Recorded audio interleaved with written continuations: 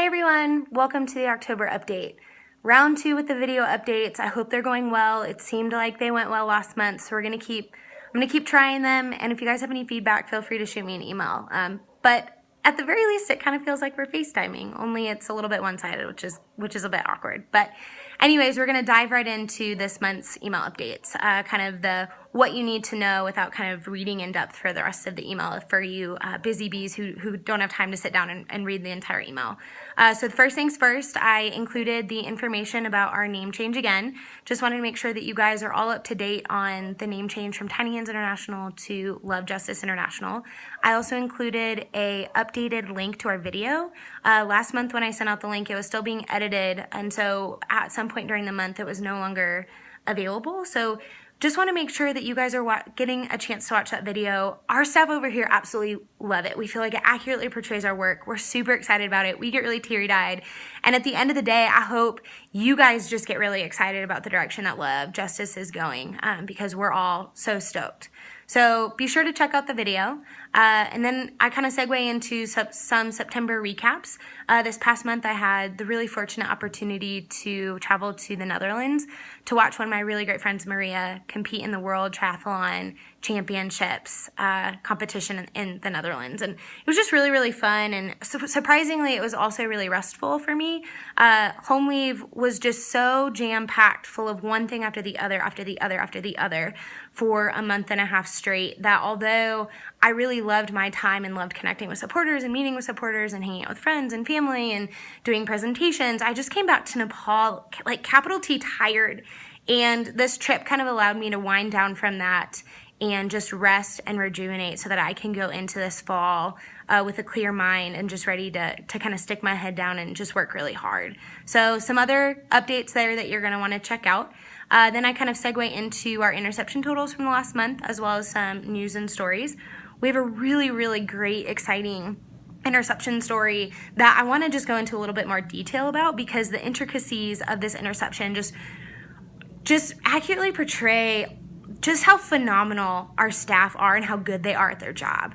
So basically what happened was there were these two girls who were sitting in a bus park, and our staff kind of had our eye on them, didn't feel like they needed to intervene quite yet, just kind of wanted to watch from a distance and see what was happening, keep their eye on them to see if anything suspicious would happen over time. And sure enough, an older man and a younger girl enter the bus park, walk over to the two girls. We'll call the two girls just potential victims, and we'll call the man our suspected trafficker. So the suspected trafficker, a potential victim, approached these two other victims, chatted for a while, and then just kind of sat there.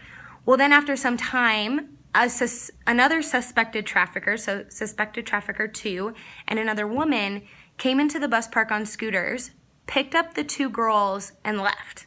So our staff kind of were like, oh, something just doesn't feel right. And also what they noticed is that suspected trafficker number 1 and the suspected victim there's quite a big age gap there, just very noticeable. So our staff decided to go ahead, intervene, just ask some questions, get a feel for what was going on. And the suspected trafficker number 1 said, oh, she's my niece, I'm her uncle, everything's okay. And so our staff just kind of asked some more probing questions, like, what are you guys doing here? And where did you stay? And our staff ended up calling the hotel where they were staying, and the hotel actually confirmed that they were lying about their relationship because they ended up staying in the same hotel room with one bed, and they had told the hotel that they were husband and wife. So immediately, red flag, something's not going right, red flag for trafficking. Our staff then see the need to involve the police. So the police come over, they start helping with the questioning because they got caught in this contradiction. Meanwhile, the suspected trafficker number 1, his phone is blowing up. The same number keeps calling and calling and calling and calling. And so the police actually take his phone, pretend to be him, and said, hey, I'm at the bus park. Come meet me here. I'll see you in a couple minutes. So hangs up the phone. Sure enough, suspected trafficker number 2 comes in to the bus park, who also was the guy who was calling the other guy, and kind of realizes what's going on, and the police are like, hey, do you know this guy? Like, what's going on? And our staff were like, oh yeah, we saw them talk to the same girls just a few minutes ago or a few hours ago, they definitely know each other. And they're like, no, we don't know each other. We don't know what you're talking about. I don't know the girls that you're talking about, kind of lying. And meanwhile, the two girls, the trafficker just left them across the border in India and said, hey, I'll be right back for you. I got to go touch base with this other guy. I'll be back. And they were starting to get nervous and start calling. And at the end of the day, our staff were able to get the two girls that were in India, bring them in, make sure that they got to our shelter. The police took the two traffickers into custody, and actually, when they popped up the suspected trafficker number two's his scooter, like back seat, kind of trunk, if you will, found the girl's stuff in there. So it was just one of those situations where it's not all the time that we get to know for sure that it is trafficking, but in this case, it was really, really clear, and it was just a really encouraging story for us this last month, and just shows the wit and the wisdom that our staff have when they're interacting and trying to uncover the real story, because traffickers lie a lot because they don't want to get found out. So really encouraging story there. I hope you guys are just excited to hear some good news like that. And yeah, just stay tuned for more stories and updates as the months go on. At the very end of the email, you'll see 3 things that I'm loving. And one of them is this book. It's called Frequency by Robert Morris, and it's about tuning into the voice of God. And I just loved that book. And I just feel this renewed like fire for getting into the word and hearing from the Lord. So yeah, if you have any questions, ask me, but I love the book, and I highly recommend it for people who are just wanting to read more about prayer. So check it out, get it on Amazon, ask me about it. I'd love to tell you about it.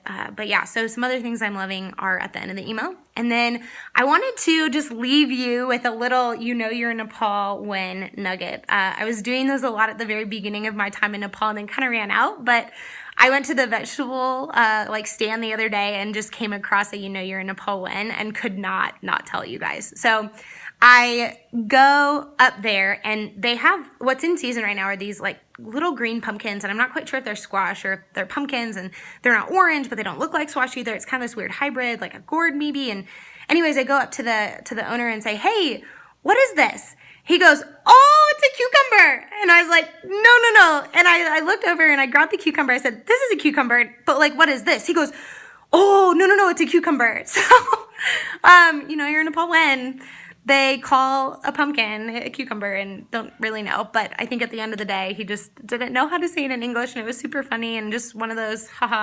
funny moments. Anyways, so I hope you guys have a great month. I'd love to hear from you. Reply to this email. Tell me how you're doing. I always love to chat via email and just get an update on your guys' lives. And I hope you enjoy the rest of the update. See you later.